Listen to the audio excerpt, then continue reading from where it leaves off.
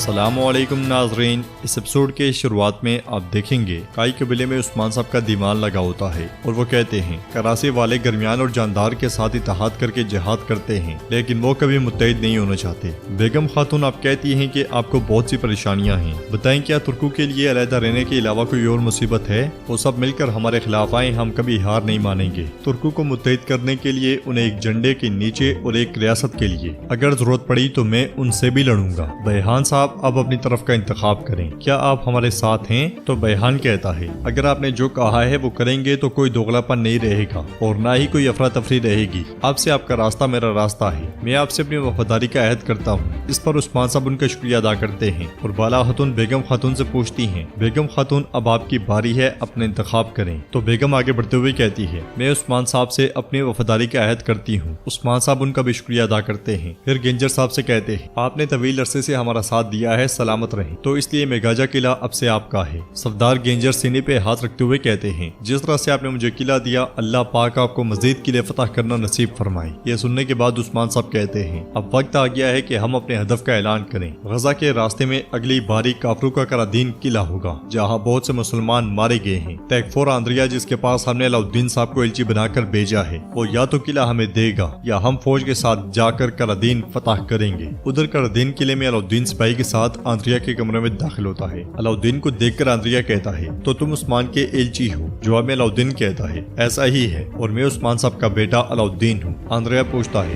عثمان صاحب مجھ سے کیا چاہتے ہیں؟ جواب میں علاؤدین کہتا ہے تمہاری تمام تر زمینوں کے ساتھ یہ قلعہ۔ یہ سنتے ساتھ ہی آندریا اس کے پاس آتا ہے اور کہتا ہے ٹھیک ہے لیکن اگر میں نہ دوں تو؟ جواب میں علاؤدین کہتا ہے اب کیونکہ یہ ہماری ریاست کا ہدف بن گیا ہے تو جلد یا بدیر قرادین ہماری ملکیت بن جائے گا، یا نرمی سے یا سختی سے، فیصلہ تم کرو۔ گورنر آگے بڑھتے ہوئے کہتا ہے ہمیں خوشی ہے کہ آپ نے ہمیں انتخاب کرنے کا موقع دیا۔ اس پر علاؤدین کہتا ہے ہماری خواہش ہے کہ تم قرادین کو اپنی مرضی سے ہمارے حوالے کر دو، خون نہیں بہے گا۔ ہم چاہتے ہیں کہ جنگ کے لیے کوئی جان ضائع نہ ہو جس کا انجام واضح ہے اور یہ عثمان صاحب کا حکم ہے۔ آندریا آگے بڑھتے ہوئے کہتا ہے یعنی کہ تم کہہ رہے ہو اگر میں نے ہتھیار نہ ڈالے تو میں مروں گا؟ پھر تلوار بے نیام کرتے ہوئے کہتا ہے کوئی مجھے میرے محل میں دھمکی نہیں دے سکتا۔ یہ کہتے ساتھ وہ علاؤدین کے ساتھ کھڑے سپاہی کی گردن اڑا دیتا ہے۔ یہ دیکھ کر علاؤدین کو بہت غصہ آتا ہے اور وہ چلاتے ہوئے کہتا ہے کمینے میں تمہیں مار ڈالوں گا۔ یہ کہتے ساتھ ہی علاؤدین بازنطینی سپاہیوں پر ٹوٹ پڑتا ہے مگر گورنر کے پاس پہنچنے سے پہلے ہی بازنطینی سپاہی اسے دبوچ لیتے ہیں۔ علاؤدین چلاتے ہوئے کہتا ہے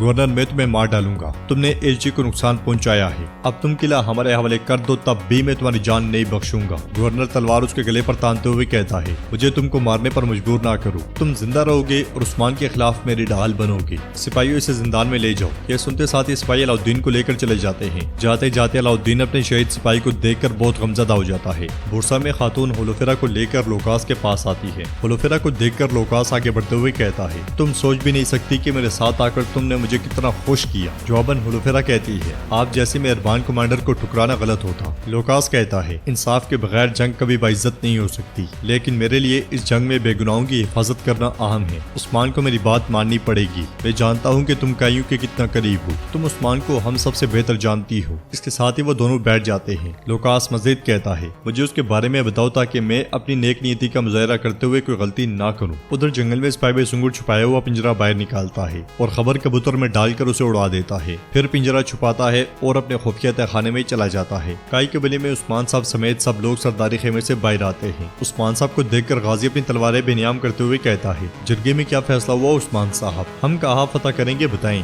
عثمان صاحب کی اجازت سے عرفان آگے بڑھتا ہے اور بلند آواز سے کہتا ہے اے لوگو ریاست کا اجلاس ختم ہو چکا ہے، ہم نے وہ فیصلہ کیا ہے جو خیر کی طرف لے کر جائے گا۔ ایک دوسرے کے دشمن بیحان صاحب اور بیگم خاتون نے صلح کر لی اور عثمان صاحب سے اپنی وفاداری کا عہد کرنے کا فیصلہ کر لیا ہے۔ یہ سن کر قبیلے کے لوگ عثمان صاحب زندہ باد، عثمان صاحب زندہ باد کے نعرے بلند کرتے ہیں۔ عرفان مزید کہتا ہے کائی کے بہادر سردار گنجر کو میگاجا قلعہ دیا گیا ہے اور اس اجلاس میں عثمان صاحب جو طے شدہ حکم کو جاری رکھے ہوئے ہیں اور جو پورے جہان پر انصاف پھیلانے کے لیے کام کرتے ہیں، عثمان صاحب نے اپنی اگلی فتح کا اعلان کر دیا ہے۔ پھر تلوار بے نیام کرتے ہوئے کہتا ہے ہماری منزل قرادین قلعہ ہے۔ یہ سنتے ساتھ ہی لوگ اللہ اکبر کے نعرے بلند کرتے ہیں۔ عرفان مزید کہتا ہے علاؤدین صاحب کو قرادین میں ایلچی بنا کر بھیجا گیا ہے، ان کے آنے کے بعد فیصلہ ہوگا کہ قلعہ جنگ سے لیں گے یا امن سے۔ لوگوں کا جوش و خروش دیکھ کر عثمان صاحب ان کا شکریہ ادا کرتے ہیں اور خیمے میں چلے جاتے ہیں۔ قرادین قلعے کے زندان میں علاؤدین قید ہوتا ہے کہ اس لیے میں گورنر وہاں آتا ہے۔ اسے دیکھ کر علاؤدین اس پر لان تان کرتا ہے تو گورنر کہتا ہے जिद्दोजहद करना बंद करो शहजादे, तुम यहाँ से जिंदा नहीं निकल सकते। तुम मुझे धमकियां दे रहे थे,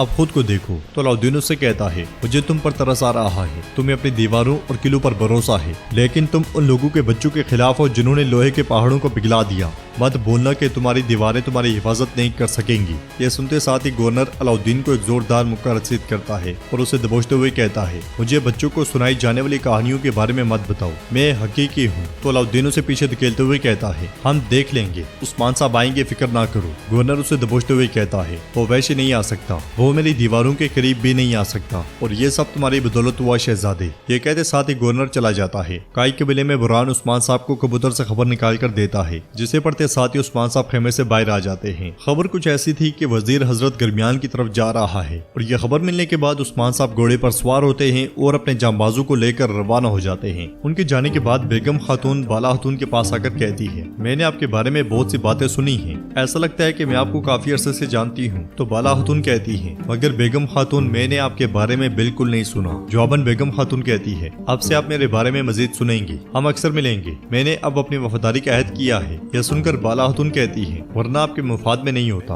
आपको मुबारक हो। बेगम खंजर पकड़ते हुए कहती है, ये मुफादात के बारे में नहीं है, ये माजी की वफादारी के बारे में है। नाजरीन, बेगम खातून के पास ये वही खंजर है जो वो खेमे में देख रही थी। उसके जवाब में बाला खातून कहती है, ये बहुत अच्छा है कि हमारे पास वफादार साथी हैं, आपका शुक्रिया बेगम खातून। उसे देखते हुए हजाल फातिमा से कहती है, बदबख्त खंजर भी लेकर आई है, ये जब कमारी थी मैं इसे तब से जानती हूँ। ये इसके बारे में बात करती रहती है कि उस्मान साहब ने इसे मंगोलों से बचाया और इसे काई की कुंदाकारी के साथ एक खंजर तोहफे में दिया। इसने कहा कि ये इसे हमेशा छुपा के रखेगी, कौन जानता है कि ये क्या मंसूबा बना रही है। हजाल की बातों से फातिमा काफी परेशान हो जाती है और बेगम के आगे बढ़ते साथ ही बाला खातून के पास आती है। फिर उनसे कहती है, मुझे पता चल गया है कि ये बाबा को कैसे जानती है। बाबा ने इसे मंगोलों से बचाया और इसे एक खंजर तोहफे में दिया और इसने कहा है कि ये हमेशा इसे छुपा के रखेगी और इसने छुपा रखा है। यह सुनकर बाला खातून भी सोच में पड़ जाती है। नाजरीन, इसके बाद हम देखते हैं कि सरदार करा से रास्ता बंद करके अपने सिपाहियों के साथ खड़ा होता है कि इसीलिए में उस्मान साहब अपने सिपाहियों के साथ वहां पहुंचते हैं और सरदार करासे को देखकर अपना घोड़ा रोक लेते हैं। फिर पूछते हैं, खैर है करासे साहब, तुम यहाँ क्या कर रहे हो? तो सरदार करासे कहता है, हम एक ऐसे सरदार की तलाश में थे जिसमें हिम्मत करने की बड़ी ताकत हो और तकदीर आपको हमारे पास ले आई। ये सुनते साथ ही उस्मान साहब घोड़े से उतरते हैं और आगे बढ़ते हुए कहते हैं, हम जल्दी में हैं, अगर आप हमारी हिम्मत नहीं देखना चाहते